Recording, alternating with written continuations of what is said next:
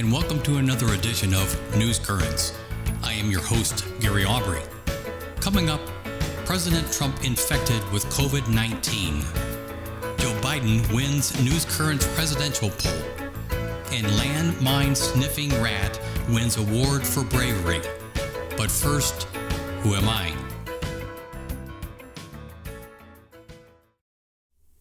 I was born in Atlanta, Georgia in 1989. After a standout high school career, I ended up playing for Auburn University. In my junior year, I led the Tigers to a national championship and won the Heisman Trophy as the best player in college football. The Carolina Panthers selected me to quarterback for them with the first pick of the 2011 NFL Draft. 4 years later, the Panthers made it to the Super Bowl, and I won the league's Most Valuable Player award. This season, I joined the New England Patriots and won the job as Tom Brady's replacement. On October 3rd, I became the highest profile NFL player to test positive for COVID-19. This result caused the postponement of a game against Kansas City and further testing for all my teammates, coaches, and staff. Who am I? Cam Newton. I'm Gene Brown. I'm the team security guy. All right now. Give you my card. It's got my cell on it. Oh, we recording? Go on stage. As far as, what my goals are, what I'm driven to do, my challenge for me is, did I want to be great?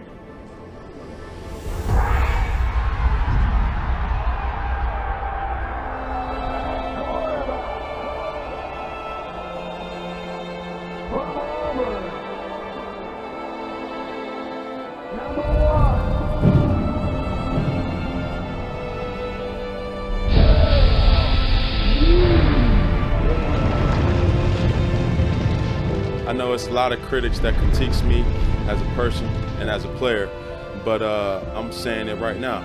I'm trying to be the best.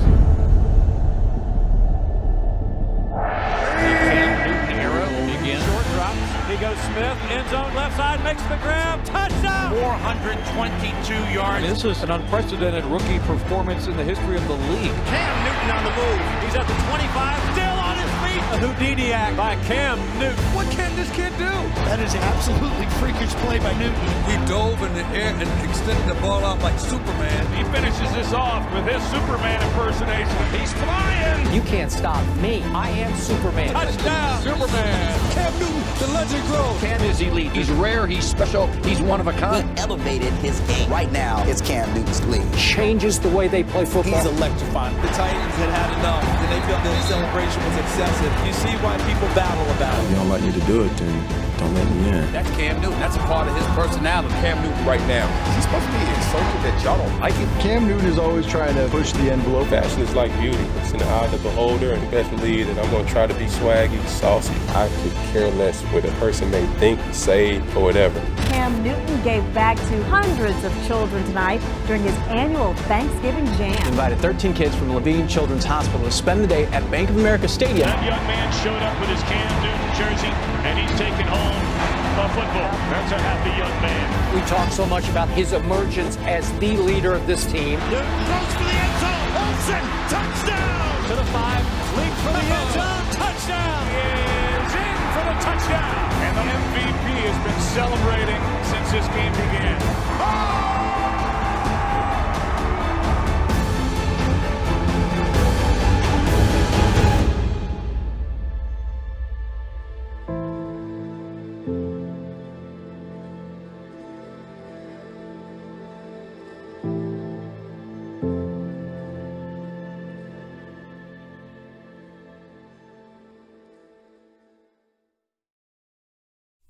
And now it's time for news names, news places, and news words. Alejandro Jaimariai, current president of Guatemala. Anthony Madu, Nigerian ballet dancer. John Brown, radical abolitionist, lived from 1800 to 1859. Medicare, national U.S. health care program for people 65 and older. Melania Trump, current First Lady of the United States.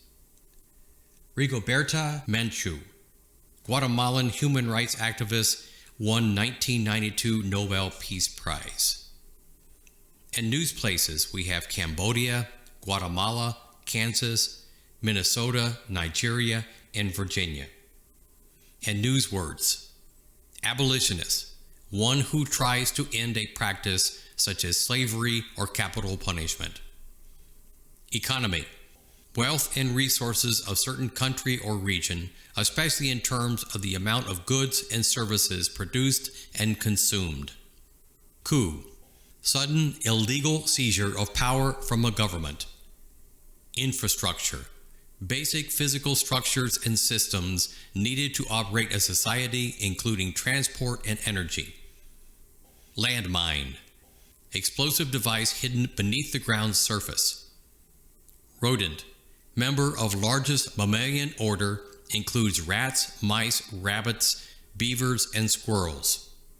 Tenacity, determination, persistence. Treason, crime of working against one's own country.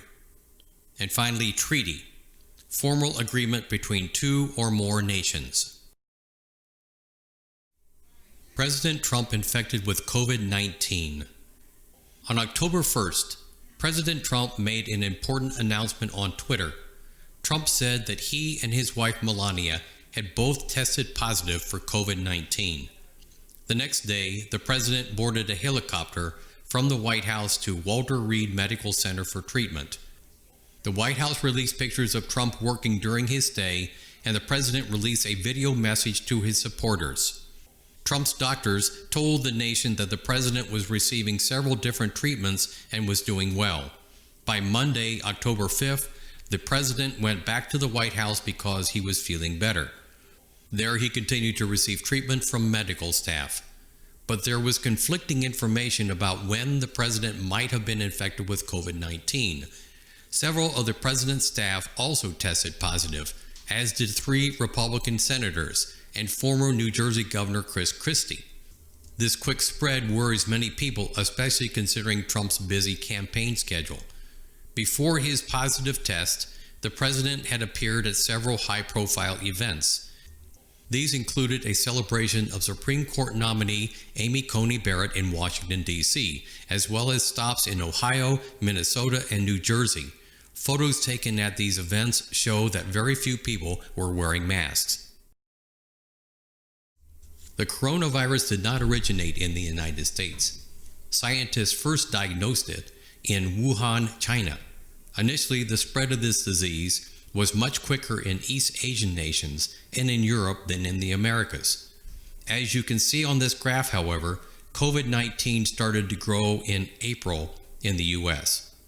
Cases started to go down after that, but began to spike again in September and October. The reason for this possibly happening is because many businesses, schools, and colleges reopened, and many people didn't wear masks, and so on. In late September and early October, 9 states set new daily records for the number of new cases. Some of these fall outbreaks have been traced to so-called super spreader events. These are gatherings where virus spreads quickly among a group of people, who then bring it with them to other places around the country. As of early October, more than 7.4 million Americans had been diagnosed with the virus. This is more than any other nation on Earth.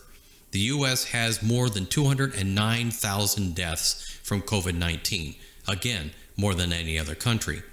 During most of this crisis, scientists have been clear about how to slow down the coronavirus. Those strategies include wearing masks, social distancing, frequent hand washing, and avoiding crowds. Tonight, even the president's own doctors concede they've taken a fast-track approach in treating the president, involving some higher-risk medications. We're in a bit of uncharted territory when it comes to a patient that received the therapies he has so early in the course. At Walter Reed on Friday, the president was given the highest dose of an experimental antibody cocktail designed to kickstart the body's defenses. So far, there are only results on 275 trial patients. Mr. Trump received that antibody treatment under a compassionate use agreement with the company. I can assure you that there's nothing to the notion that any special relationships or anything like this.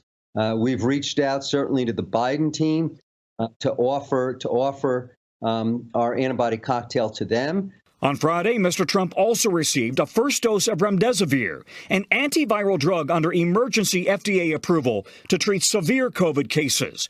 But most surprising, say outside experts, is that the president's doctors also administered dexamethasone, a steroid used to keep the patient's immune system from going into a dangerous overreaction.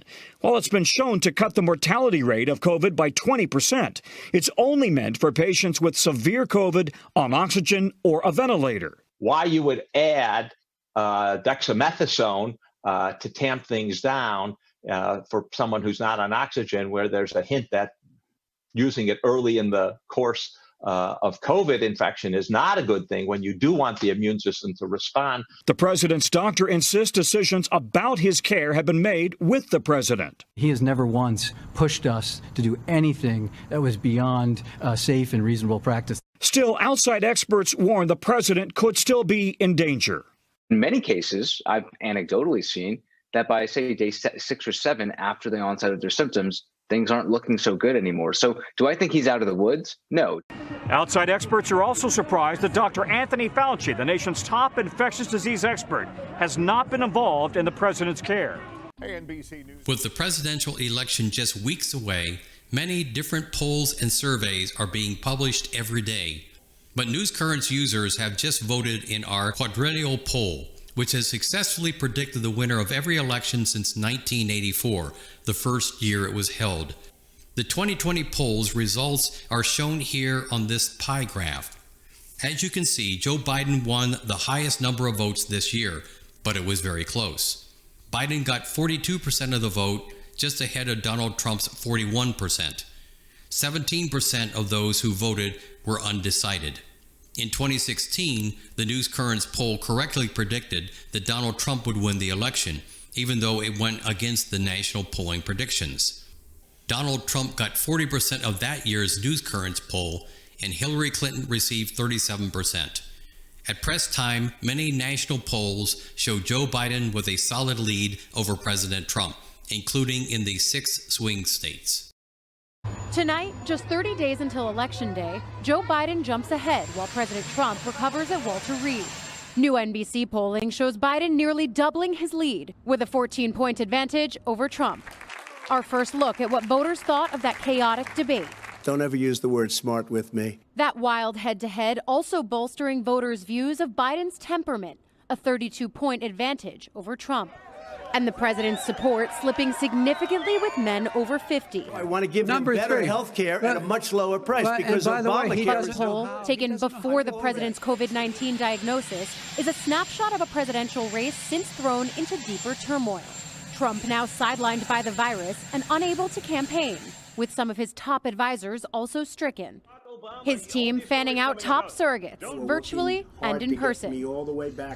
For Joe Biden, the campaign calendar barrels on, with a change in tone. I'm in a little bit of a spot here because I don't want to be attacking the president and the first lady now. But not his message, lambasting Trump's handling of the pandemic. If that's not the president's responsibility, what the heck is his responsibility? Biden's campaign promising to release the results of all his COVID tests from now on.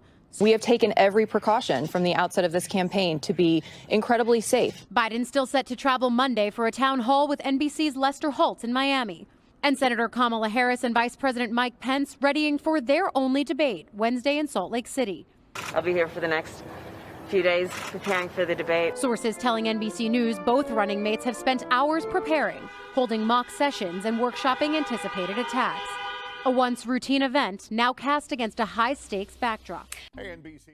Landmine sniffing rat wins award for bravery.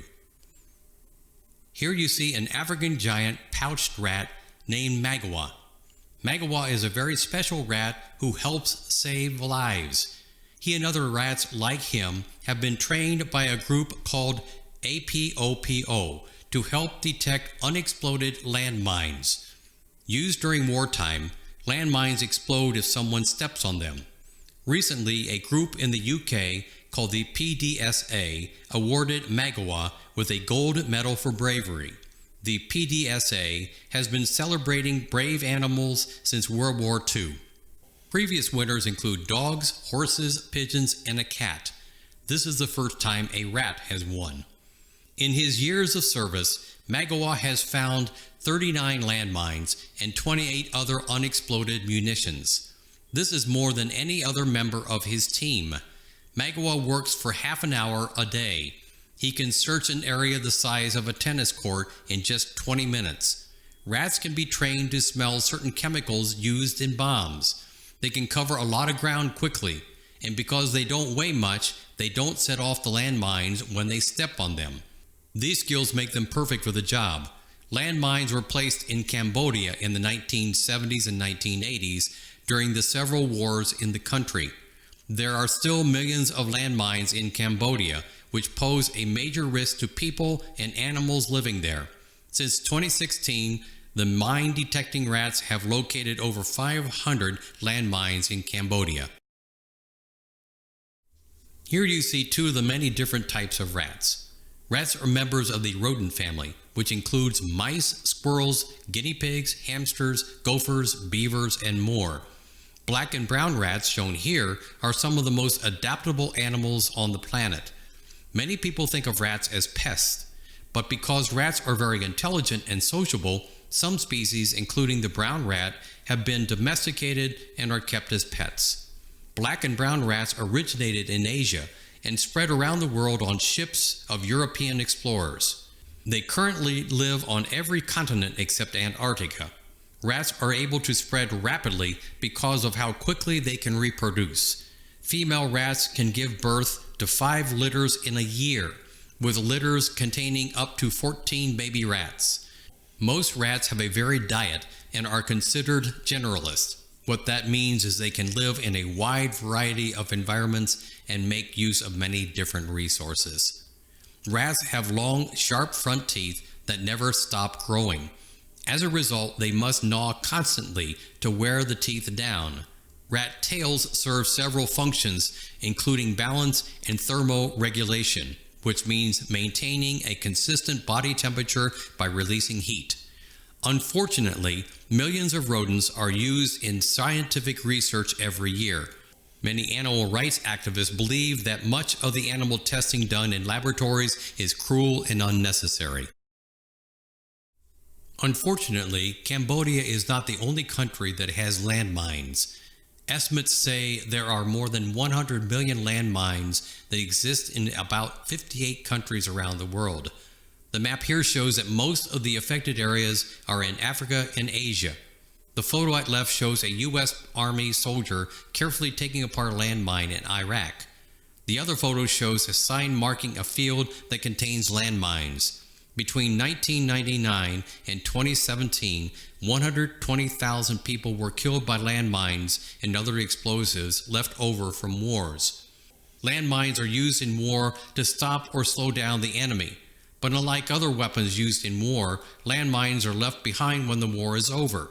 They can be triggered by anybody, even animals that happen to walk over them. And landmines can remain active for many years after the war is over. Sometimes people don't even know there are landmines in an area until one explodes. In the 1990s, a group was created called the International Campaign to Ban Landmines. One of its biggest supporters was Princess Diana of Great Britain, the mother of Prince William and Prince Harry. This group worked to get an agreement between countries banning landmines. In 1997, a group of countries signed a treaty banning landmines. So far, 164 countries have signed this treaty, but the United States has not signed it. It's early morning, and Mandy is boarding the bus for her regular journey to the training fields. But today, she has a big test ahead to see if she's ready to join an elite team on a mine-clearing mission to Mozambique. In the past, Dogs have been used for mine detection, but African pouch rats like Mandy have distinct advantages. Rats have some advantages to dogs. That is, of course, they're smaller in size, they're much cheaper, especially the transport. Our animals which we're using, they're almost blind, or they don't see much, because they're night animals, so they're completely depending on their sense of smell and hearing. And if you look at them, they're sniffing all the time. As with the TB training, Mandy and chums have spent several months in laboratories tuning their noses to the smell of TNT, the explosive in landmines. Having completed this stage, they put their nose to the test in the field on a series of courses designed to stretch their mine-sniffing capabilities. We use 3 meter, and we call it contamination, whereby we use iron casings. So we put them down in the field. They are 3 meter wide, that's why we call them 3 meter. Then the lat, when is used with that system, then the lat goes to 5 meter. The distance from each landmines is much farther to make the lat work more to find the landmines. They are like humans. Some of them they are good, some they are not good. So they're different capabilities. Mandy is one of the rat school's high achievers. Most take about a year to train, but she has made it to the final test in a mere 8 months. Yeah, the rats have to do a few hundred square meters, containing, let's say, 5, 6, 7 mines, and they're not allowed to miss one mine. When they miss one mine, they cannot operate on the minefield. Today, 9 real landmines have been hidden. Mandy will have to find them with 100% accuracy.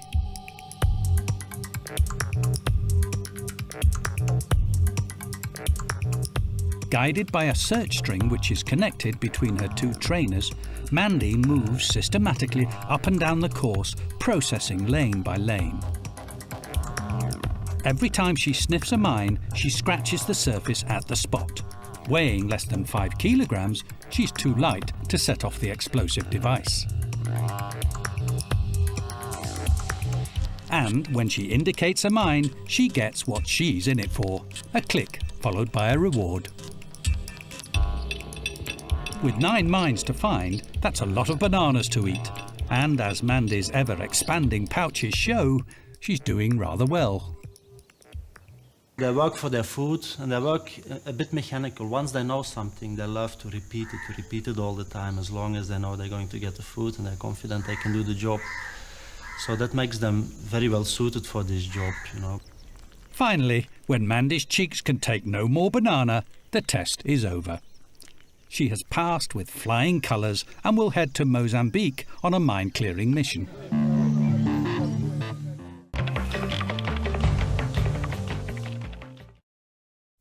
Campaign 2020, the economy. This week, we look at the economic plans of the 2 major party candidates, starting with former Vice President Joe Biden. Biden has been critical of Donald Trump's rush to reopen state economies in the last few months. He says that the U.S. economy will not get back on track until COVID-19 is defeated.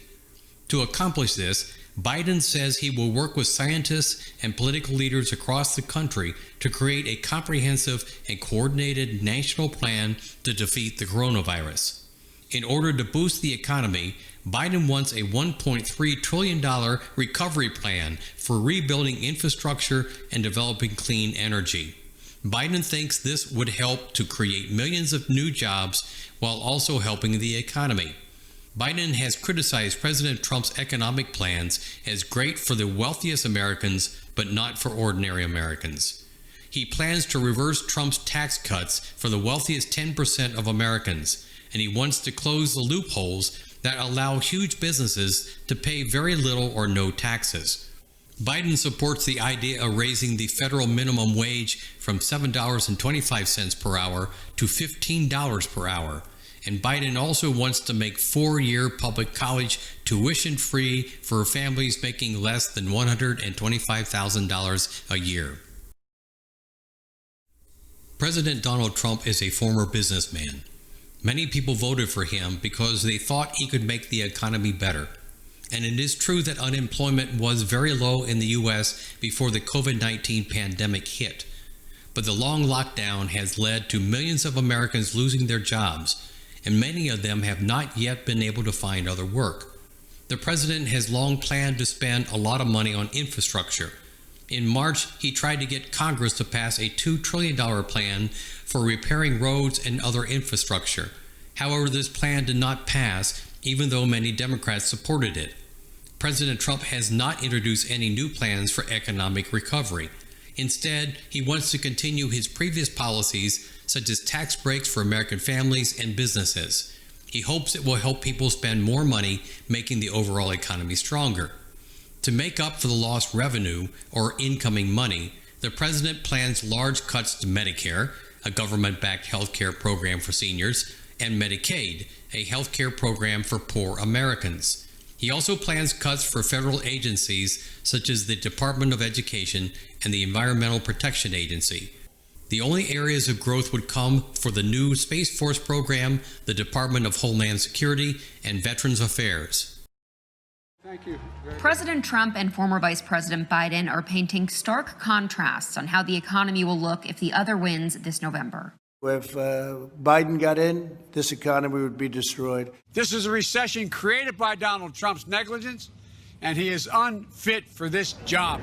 Both have offered their own vision for restoring the economy, which has lost millions of jobs amid the pandemic. President Trump is promising tariffs on any company that hires overseas. We will make sure our companies and jobs stay in our country. Biden's Buy American campaign also incentivizes U.S. companies to hire in the U.S., but a key feature of his plan is a $400 billion investment into clean energy. It's an enormous opportunity. An opportunity for America to lead the world in clean energy and create millions of new, good-paying jobs in the process. It's not just tariffs and energy that set them apart, though. It's how to fund infrastructure, tax reform, student debt forgiveness, and a $15 minimum wage. And with the future of the economy still uncertain, the agenda of each candidate is even more important. Unemployment has fallen since the height of the pandemic, but hundreds of thousands of Americans are still filing jobless claims each week, and almost half of U.S. states are seeing an uptick in new COVID-19 cases. Bianca Ficini, Newsy, Washington. 11-year-old wins ballet scholarship. The image here is taken from a video that went viral over the summer. In it, 11-year-old Anthony Madu is shown dancing ballet barefoot in the rain. Anthony's dance skills were so impressive that more than 20 million people watched this video. Anthony Madu is from Nigeria. Anthony is a member of the Leap of Dance Academy, founded by Daniel Owaseni Ajala, shown here. Ajala taught himself to dance by watching videos on the internet. He created the academy to help the poor students in the Lagos learn ballet for free. Because of limited resources, the academy holds dance lessons in Ajala's apartment. Anthony Madu became interested in dance at a young age after watching a cartoon about princesses that love to dance. Today, he practices dance for nearly 5 hours a day. Both Madu and Ajala hope to fight stereotypes that ballet is not meant for men. They believe the viral video will help more Nigerians appreciate ballet. After the video was released, Anthony was contacted by Cynthia Harvey, the director of the American Ballet Theater Dance School in the U.S. Harvey was impressed with Anthony's tenacity in pursuing his dream of becoming a dancer. Anthony was offered a full scholarship to the school's online summer program. There's good news tonight about a young boy who's dancing his way into the hearts of millions. And the people who saw him on social media now helping make his dreams come true. On the rain-soaked streets of Lagos, Nigeria, shoeless, 11-year-old Anthony Madu dances. He leaps and pirouettes, motivated by passion, unrestrained by his circumstance. How does ballet dancing make you feel? It makes me feel strong and happy when I'm dancing. These quiet, graceful moments posted to social media early this summer by his dance teacher are putting Anthony on a path he and his mom never could have imagined. What do you see your future like? I see my future like that I'm going to be a professional dancer when I grow up. It's a dream now within reach thanks to his instructor, Daniel Ayala, founder of the Leap of Dance Academy. His goal? Making ballet accessible by providing free lessons and helping break barriers. 1, 2. He put that now viral clip online, and support started pouring in. Celebrities like Viola Davis writing, "Reminds me of the beauty of my people." For actress and singer Cynthia Erivo, it was also personal. They're in Nigeria. I have to be Nigerian as well. And I was like, what? This felt like it was a kismet moment. She was so moved by Anthony's performance, she connected him with the prestigious American Ballet Theater, which has since offered him a scholarship. I think it's extremely important because I think boys are not encouraged to do this incredibly hard craft that actually encourages strength and stamina and beauty. American Ballet Theater is home to acclaimed soloist Calvin Royal III. Now offering encouragement from half a world away. I just wanted to say hi to you guys, to let you know that, like, you are not only changing your world there in Africa, but you're changing the hearts and minds of so many people. Anthony, you know, I am so proud of you. And all of you guys there at the school. Keep going. Keep chasing your dreams. Oh my God. Yeah. Thank you. Thank you. Thank you. Thank you. And it's not just the American Ballet Theater. That viral video has resulted in other offers to help Anthony and the Leap of Dance Academy. NBC News. Country of the Week, Guatemala. Guatemala is a Central American nation bordered by Mexico, Belize, El Salvador, and Honduras.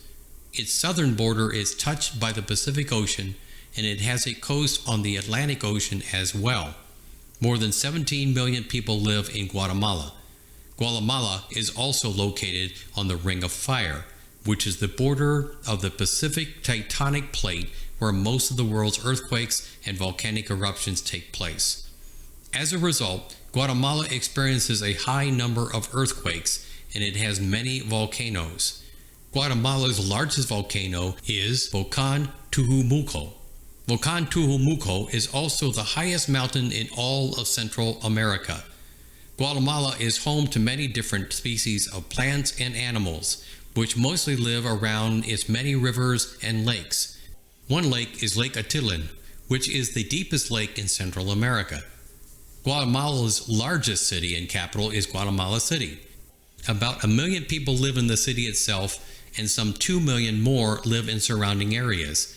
The population of Guatemala City has increased a lot in the past 50 years.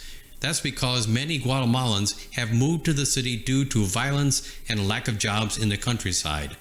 Guatemala's economy depends on exports of goods such as coffee and sugarcane. The country has the largest economy in Central America, but more than half the people live in poverty. Alejandro Jaimadiai has been the president of Guatemala since January 2020. Guatemala was once a Mayan empire, which lasted from 2000 BC until 1697 AD. Mayan culture is important to Guatemala, and today about 40% of the population identifies as Mayan. Some buildings from ancient Mayan cities still exist today. Tikal was a large Mayan city with complex architecture and elaborate temples. Guatemala officially gained its independence in 1821, but afterwards it was ruled by dictators who gave Guatemala's farmland away to companies in the U.S. In 1944, Guatemala had a democratic revolution that led to its first free elections. In 1951, Jacobo Arbenz was elected president. Arbenz took a lot of farmland away from U.S. companies and gave it back to the Guatemalan people. This angered the United Fruit Company, and in 1954, with the help of the U.S. government and the CIA, it funded a coup in Guatemala. A coup is a violent overthrow of one government in favor of another. The coup was successful, but it destabilized Guatemala and led to a civil war that lasted from 1960 until 1996. Hundreds of thousands of Guatemalans died in this war, and many more were forced to leave the country. The Mayan people were the most severely affected in the war. In 1992, a Mayan woman named Rigoberta Menchú won the Nobel Peace Prize for raising awareness of their plight. Menchú is an author and a human rights activist who ran for president of Guatemala twice. This week in history, John Brown's raid on Harper's Ferry sets the stage for the Civil War. John Brown is one of the most controversial figures in history. He was an abolitionist, or someone who wanted to end slavery in the U.S. John Brown called slavery wicked, cruel, and unjust, and he was willing to do just about anything to end this practice. John Brown was born in Connecticut in 1800. His father was an abolitionist who taught Brown to hate slavery. Brown worked in a number of different jobs, although he never made a lot of money, and he fathered 20 children. His main passion in life was to put an end to slavery. He moved to an all-black community and worked for the Underground Railroad. Even though Brown did not have much land, he donated what he had to slaves who had run away from their so-called owners. In the 1850s, Brown moved to the territory of Kansas, where some of his adult sons lived. This part of the country was in the middle of a dispute about whether or not slavery would be legal when Kansas became a state. There were so many raids and gun battles between pro- and anti-slavery groups that the territory became known as Bleeding Kansas. During this conflict, Brown took up arms to defend black people and abolitionists there.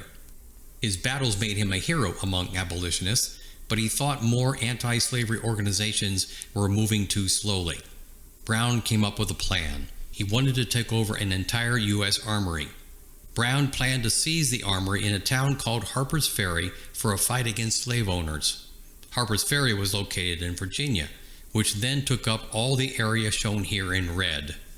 John Brown spent 2 years raising funds and recruiting followers. He even spoke to famous abolitionist Frederick Douglass about joining the cause.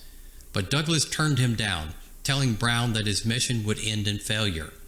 On October 16, 1859, Brown led 18 other men, including 3 of his sons, in a raid on Harper's Ferry. The group captured several hostages in Harper's Ferry and then went on to seize the armory.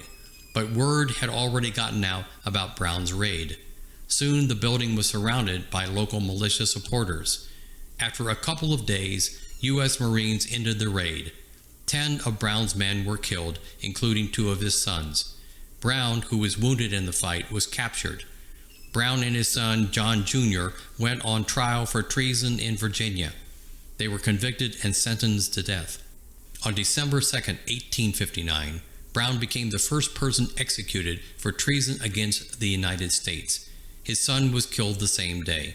Before his execution, Brown predicted more violence over slavery with the words you see here. More than 160 years after his death, John Brown's life and legacy are still being debated. Many people thought his actions at Harper's Ferry were too extreme, but his trial and his execution brought sympathy for the abolitionist cause. Historians now point to Brown's raid as one of the major incidents leading to the Civil War and the ultimate end of slavery.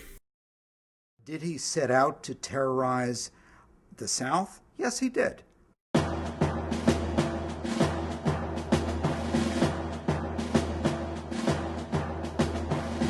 When I read about him as a young person, I was tremendously fascinated by the kind of fiery complexity of Brown and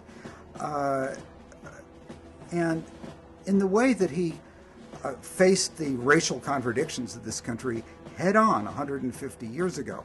He had worked on the Underground Railroad much of his life, and his vision of liberating slaves in the South was essentially a vision of the Underground Railroad writ large. Many years later, I wrote a book, A National History of the Underground Railroad, called Bound for Canaan, and I dealt at length in that with Brown. Well, John Brown had been thinking about raiding Harper's Ferry for a long time. It was an armory with a huge stock of weapons, and Brown hoped having captured the weapons, to distribute them to enslaved people who would join his cause, go off with him into the Alleghenies and Appalachian Mountains, and established colonies of freedmen and an underground railroad pathway from the Deep South to the north. In the dead of night, he and a small band of men, 19 of them at that moment, crossed from Maryland, crossed the Potomac into Harper's Ferry. They seized the federal armory there. Men were sent out into the surrounding countryside in an effort to raise a rebellion by enslaved people. They didn't succeed in that. Very, very few slaves, very few, participated. Brown was quickly trapped in the fire engine house near the federal armory in Harper's Ferry. There was, in the course of a day, a bitter fight, mostly sniping back and forth, while hundreds and hundreds of militiamen cut off Brown and his men's only avenues of escape.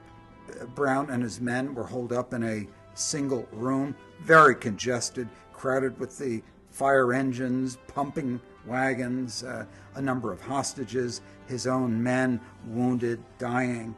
He and his men became willing to martyr themselves. Marines broke through the door to the engine house.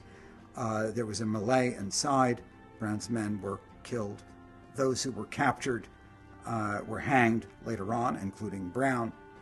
Immediately after his death, he was heroized, sanctified, really, by Northern abolitionists. He terrified white Southerners. If one abolitionist could come south with this in mind and put guns in the hands of enslaved people, others could. And the South, of course, was already moving towards accepting secession. It moved a lot faster after John Brown's raid. He wanted to terrorize the South. That was one of his main objectives. It succeeded. In following decades after the war, John Brown's star sank to its lowest. He was often written off as a madman, even a psychopath, a lunatic. Yes, he was a zealot, but he was also a man far ahead of his time in a vision of racial fairness and equitability. John Brown was 150 years ahead of most of us, and he was by no means the kind of blind fanatic, much less lunatic that he was said to be.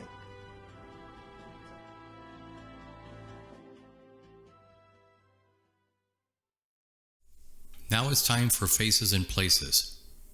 Greg Abbott. On October 1st, Texas Governor Greg Abbott signed a proclamation limiting ballot drop-off locations in his state to one per county. These drop-off locations allow voters to drop off mail-in ballots in person. The governor claims that this measure is a way to ensure ballot security.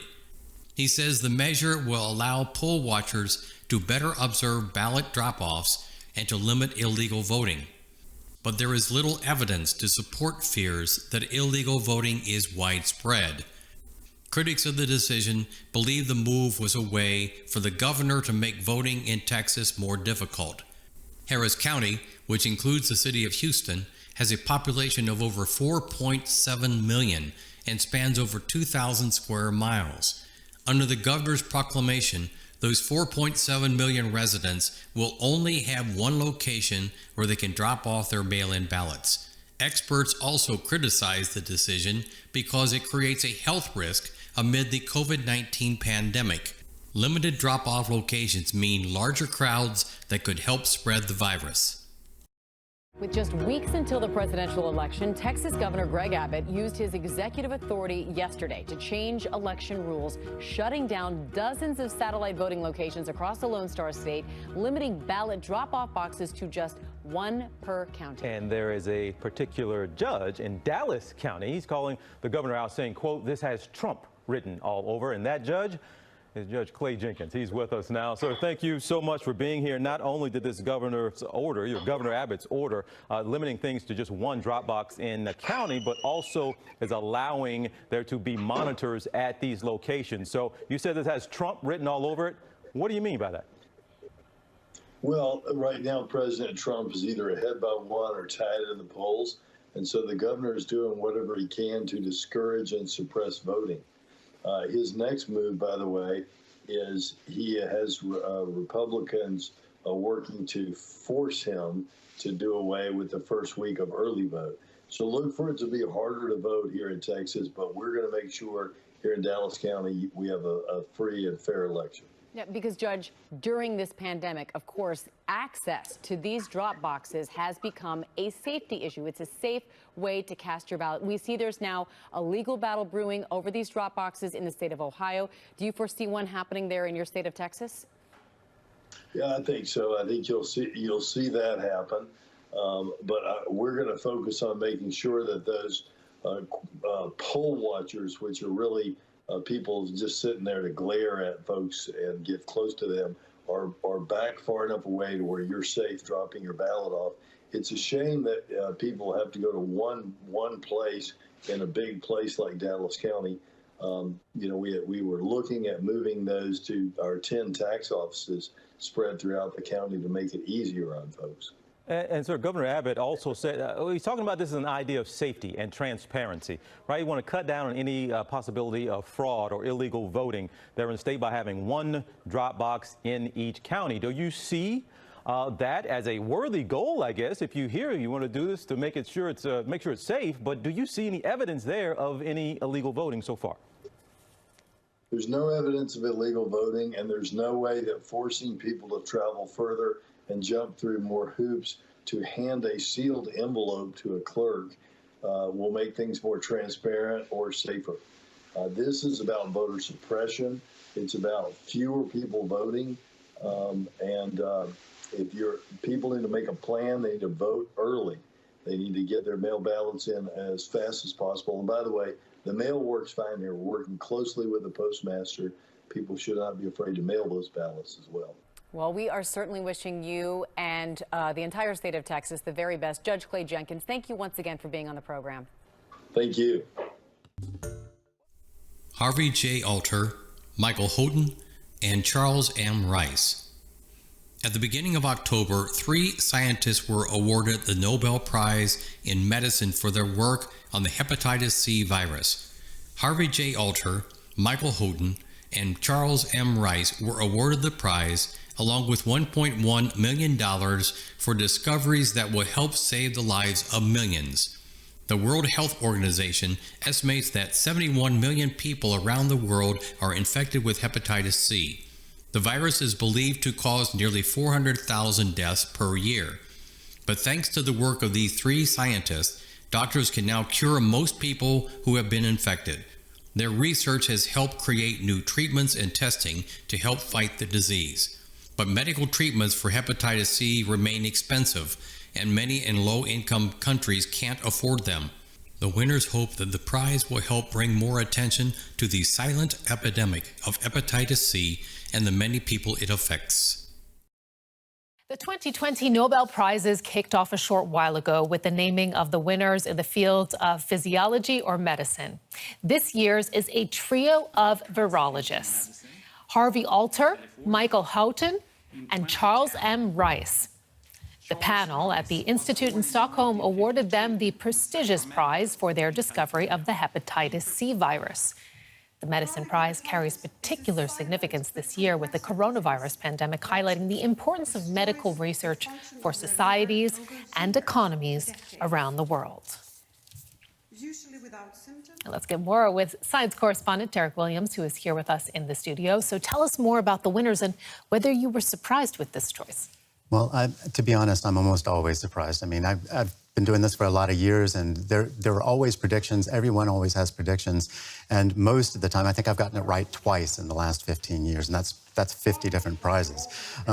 It isn't a surprise in the sense that this is a dangerous and deadly pathogen, and the steps that these scientists took were very important to helping us get on top of that pathogen. They were very fundamental and very basic. So in that sense, also against the current backdrop of the pandemic that we're going through, it's not a surprise. Tell us more about their research and how it's changed, actually, our daily lives.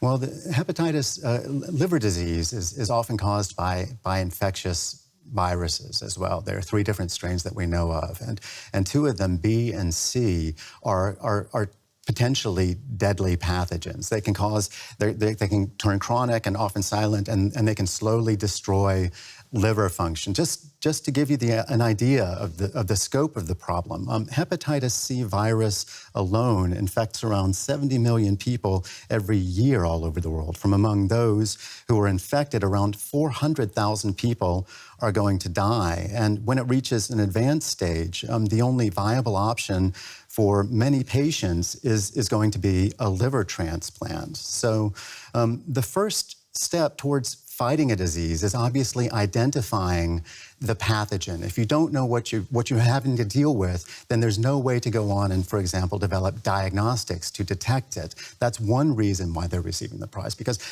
another is that you're not also going to be able to go on and develop antivirals to help treat people. So the first fundamental building block that you have to have is, what are we dealing with? Let's identify it. This is what it is, and that's what they did. And it's really interesting that they're being awarded this in a year where we are having a global pandemic, and these are virologists, aren't they?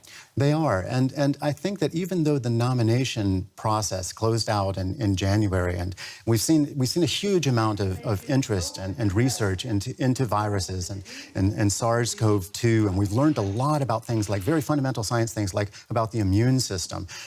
All of that research is still very fresh. So I think you're going to see a whole crop of sort of COVID-19 Nobel Prizes 5 or 10 years down the road. But I think that giving this prize right now for viral research certainly sends a sign. And that sign is that these are problems that we're going to be dealing with in the future. And this is very, very important scientific research. It deserves the prize. Derek Williams from DW Science. Thank you. And in Alaska, on October 6, 2020, a tense and hard-fought competition came to an end. Katmai National Park in Alaska has been holding its annual Fat Bear Week tournament since 2014. Each year, the park highlights several bears who have beefed up for winter hibernation and lets online voters choose their favorite. All of the participating bears live within borders of the national park. This year's winner was a male bear named 747, who is estimated to weigh over 1,400 pounds. 747 received more than double the votes of the runner-up, another large male bear named Chunk, who weighed around 1,100 pounds. This year, park workers were able to gauge the bear weight using a 3D scanner. The park runs the annual competition as a way to raise awareness and funds for the Katmai Conservancy. All right, we want to get to the story that made our morning, and we all know 2020 is just about the worst. I think that's safe to say. But if there was a bright side, because we like to look on the bright side, it's that Fat Bear Week is back. Fat Bear Week. You see, it's an annual online competition made famous at Alaska's Katmai National Park and Preserve. It's now in its 6th year, and Allie, only the fattest bears can apply. Oh, I am so confused. Animal lovers, fear not. There is no shaming here. In order for bears to hibernate healthily, they have to pack on the poundage annually, okay, so that we all should show support with this chance to cheer on their chunkiness. Voting is open now, and the winner will be crowned on October 6th. Okay. October 6th. I've never heard of this before. No, but I'm going to tell Monica right now. Stop picking on me. I'm getting ready to hibernate. That's why I'm packing on the pound. That's what's going on. And in New Caledonia, an island off the coast of Australia, held a vote on October 4th to decide if the territory would remain under French control. New Caledonia was colonized by the French in 1853 and has remained a French territory ever since. After the votes were tallied, 53% of voters said they wanted the territory to remain French, while 46% voted for independence. New Caledonia has a population of around 270,000. Despite the vote, the movement for independence is growing. Voters seeking separation from France rose by 3% since the last independence vote was held in 2018. New Caledonia represents an important strategic foothold for the French in an area where China is expanding its reach. The territory also contains valuable nickel resources. French President Emmanuel Macron said he accepted the results with humility and promised New Caledonians another opportunity to vote for independence in 2022. Sunday's independence referendum was closely fought and marked by a high turnout. Just under half of voters said yes to ending almost 170 years of French rule, but a narrow majority still voted no. We won. Tomorrow New Caledonia will rise and it will still be French, so that's a good thing. It was the second vote on the issue in 2 years, and while French loyalists prevailed again, the results showed pro-independence forces are getting close to securing a majority. The Nouméa Accord guarantees 3 dates. We have to keep that in mind. We've done 2018, 2020, and 2022 awaits us. That means the disappointment is just for tonight. To those who are disappointed or who are crying, tomorrow the sun rises. Tomorrow, Kanaki needs you to continue to do its work so that in 2022, full sovereignty will be effective. The decolonization plan was agreed to in 1998. It put an end to violence between the mostly pro-independence indigenous Kanak population and the descendants of European settlers. Under the agreement, another referendum can be held in 2022 if that's the will of at least a third of lawmakers. President Emmanuel Macron vowed that France will continue holding its end of the bargain while declaring himself humbled by Sunday's tight results. Les électeurs se sont exprimés. The voters have expressed their opinion and the majority confirmed their wish for New Caledonia to remain in France. As head of state, I welcome this sign of confidence in a republic with a deep sense of gratitude. I also welcome the results with humility. The New Caledonian archipelago is 1,200 kilometers east of Australia and 1,350 kilometers west of Fiji. It's a part of the world where Chinese influence is growing and where France would like to retain a foothold. New Caledonian voters have ensured that for the time being, that will continue to be the case. João da Silva, Al Jazeera. Catherine Rees is a professor of economics at the University of New Caledonia. She says despite the vote to remain under French influence, the Kanak independence movement continues to gain momentum. I think it's a huge victory among the Kanak independentists and Kanak people. I think they were expecting an increase in the yes vote, but not so high. And I think that's a big victory for them, and that makes them confident about what's going on here. I think the influence of France is pretty. It's important for France to have an influence here in the South Pacific because there are not so many other French former colonies here around. So it's very important for France to stay here. And of course, if it's not France, maybe it could be some other big power in the region that can, for them, New Caledonia could be an interest too. I mean, China is present here in every other small Pacific countries. So that's a real thing. That's China, of course, could be on the list. But anyway, I don't think that France, even if independence occurs, that France will go away and leave just New Caledonia like that. So I'm pretty sure that the presence of France will stay pretty high and important. And now it's time for Where in the World. President Trump appeared at a rally here before his COVID-19 diagnosis number 4. That would be the state of Minnesota. This nation was once part of the Mayan Empire number 6. That would be Guatemala. Harper's Ferry, once located in this state, is now part of West Virginia number 2. That would be Virginia. Ballet dancer Anthony Madu lives in this nation number 1. That would be Nigeria. A hero rat is helping people in this country find unexploded landmines number 3. That would be the country of Cambodia. Before it was a state, this bleeding territory had battles over slavery number 5. That would be the state of Kansas. And now it's time for Remember When. For many of us, a good vacuum cleaner made our lives a lot easier. These low-tech devices first came out in the late 1800s, and newer versions are still used today for quick cleanups. In a way, they were the precursors to the first vacuum cleaners. These were invented in the 1860s and used rotating brushes and a hand-driven bellows for creating suction. The motorized vacuum cleaner was invented in England in 1901. Early models were too big to fit into houses. Workers had to run a hose through a window just to clean up a house. After World War II, technology got better and vacuum cleaners became smaller, more convenient, and far less expensive. As wall-to-wall carpeting became more common, these cleaners grew very popular. These vacuums came in many different models, brands, and kinds. The canister vacuum, as seen in the middle photo, was one early favorite. These featured a barrel-shaped base attached to a long hose. The base created the suction, and the hose sucked up dirt, hair, spare change, and anything else that was lying around.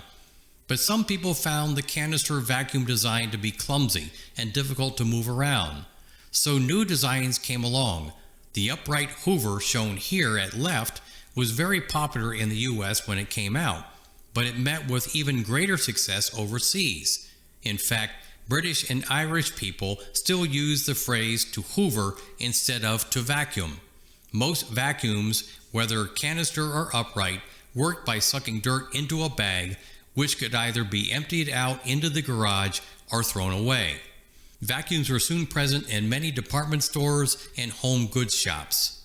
In many neighborhoods, the door-to-door vacuum salesman was also a regular visitor. The man at top right was a representative of Kirby, one of the first companies to sell vacuums this way. Sometimes these salesmen would offer to give a free demonstration by dumping dirt on the floor. They would then show an astonished housewife how good their product was by vacuuming it up, leaving no trace of it on the carpet. As time went on, other vacuum types started to pop up. Central vacuums used one main canister with many plugs installed throughout the house for hoses. In the 1970s, the handheld vacuum made its first appearance. The Black & Decker Dust Buster, shown at the lower right, was a very popular model. Today, new technologies have given us many different types of cleaners for all occasions, tastes, and price points. Some vacuums, like Dyson, created a mini cyclone to suck up dirt. There are wet-dry vacuums for outside and basement work, and vacuums that fit into backpacks. There are even robotic vacuums that roam around the floor by themselves. They are called Roombas. Take a young couple. Add a new house, new carpets, and you have the perfect setting for a new Hoover cleaner. Right from the start, carpets need the care and the protection only a Hoover can give. For Hoover, with its special action, gets out all the dirt. Ordinary cleaners remove only dust and fluff, not the arch enemy, grit. With a Hoover, you get out all three: dust, fluff, and damaging grit. For Hoover beats as it sweeps, as it cleans. No wonder more families trust their home cleaning to Hoover than any other make. Be sure you begin right with a Hoover. Hoover beats as it sweeps, as it cleans. And that's it for this latest edition of NewsCurrents. Join us again next week for another new edition of NewsCurrents.